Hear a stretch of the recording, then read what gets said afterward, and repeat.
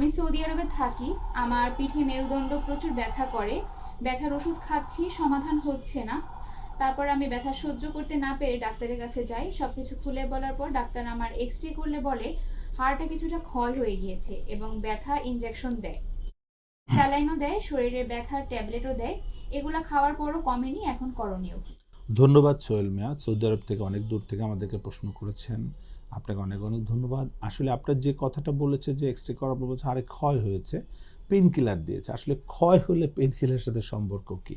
আসলে ক্ষয়ের জন্য ব্যথা হচ্ছে না। ক্ষয় যেটা ডিজেনারেশন, এটা হতেই পারে, বাট এই ডিজেনারেশনকে অনেকে বলছে ক্ষয়। এটা এক্স্যাক্টলি যদি আপনি দেখতে চান যে আপনার কোমরে কী প্রবলেম আছে, তাহলে অবশ্যই আপনাকে একটা এমআরআই করতে হবে এবং আপনার নিশ্চিত এখানে ডিসপ্রোলাপস আছে, যে কারণে ব্যথাটা হচ্ছে। কোনো পেইন কিলার এখানে কাজ করবে না, কারণ ডিসপ্রোলাপস অ্যাকচুয়ালি পেইন কিলার ভালো হয় না, সাময়িক ভালো থাকে এবং সাময়িক ভালো যত আপনি রাখবেন এটা আস্তে আস্তে আস্তে আস্তে আরও খারাপের দিকে চলে যাবে।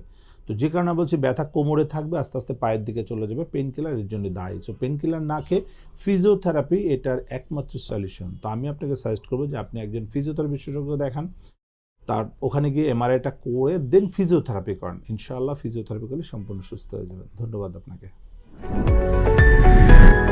এসপি হাসপাতাল, আন্তর্জাতিক মানের পূর্ণাঙ্গ ব্যথা নিরাময় হাসপাতাল।